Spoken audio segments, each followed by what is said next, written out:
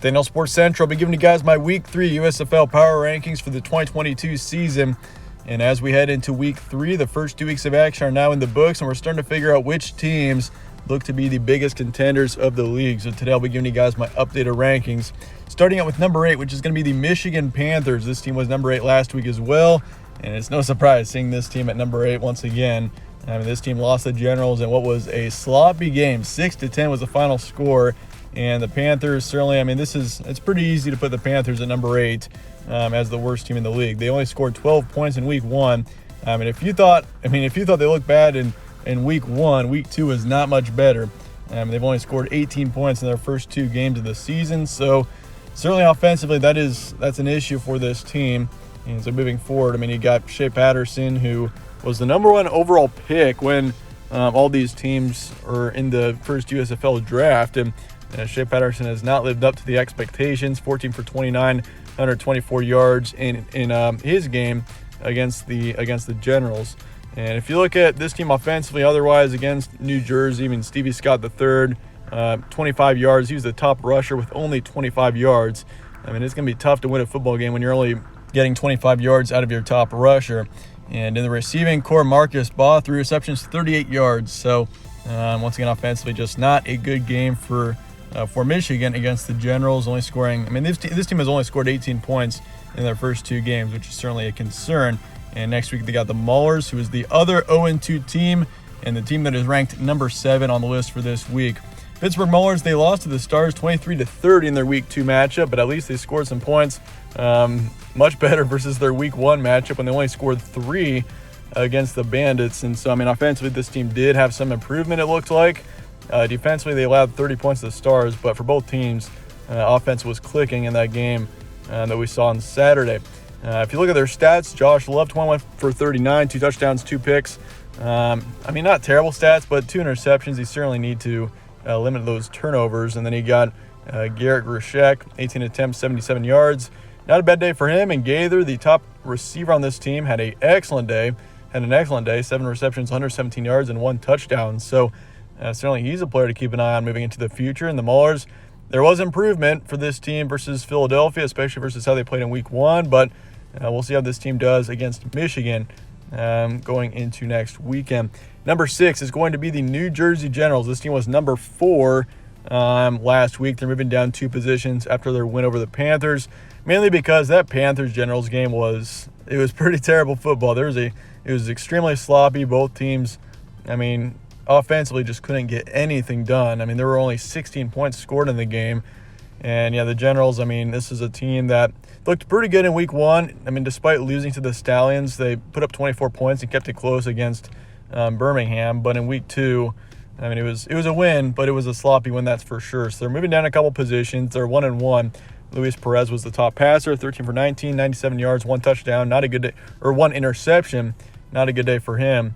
And in the rushing core, Darius Victor, 11 attempts, 40 yards, 1 touchdown. Then Shepard was the top in receiving, 5 receptions for 58 yards. So, offensively, bad game for this team. Bad game for both teams on Friday night. But, New Jersey, they still show potential. And I feel like this team definitely looks better, that is for sure, than our number 7 and number 8 on this list. And this upcoming week, they got the Philadelphia Stars. Should be an interesting matchup there between 2 1-1 teams. Number 5 is going to be the Houston Gamblers. This team lost to the Stallions 28-33 in their Week 2 matchup. They're staying at number 5. They were number 5 last week, and I'm going to keep them at the same position this week. Clayton Thorson, 13 for 27, 141 yards, 2 touchdowns, but 3 interceptions. Lots of turnovers for Houston in that game against the Stallions, but they put up 28 points, which isn't terrible. But certainly, they did beat the Panthers in Week 1, 17-12. But then again, the Panthers are clearly the worst team in the league, so that wasn't a too terribly impressive game. And they looked decent against Birmingham, though. The Stallions are one of the better teams in the league. So, Houston, they put some points up on the board. It was a loss, but I do see upside with the Gamblers here. The top rusher was Mark Thompson, 16 attempts, 93 yards, and then Tyler Simmons was the top in receiving, 2 receptions, 53 yards, and a touchdown. Number 4 is going to be the Philadelphia Stars. This team is moving up 2 positions, swapping positions with the Generals from last week. So we got the Stars moving up from 6 to 4. The Stars beat the Maulers 30-23. I was impressed with this team in week 2, and that's why they're moving up.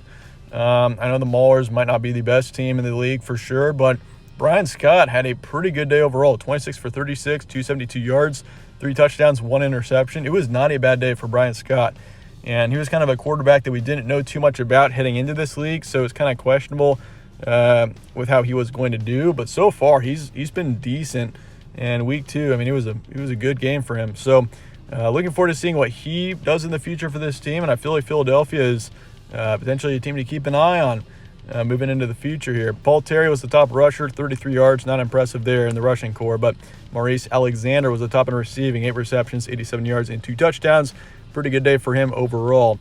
And if we look into the future, the Stars play the Generals next week, so they got a good chance to.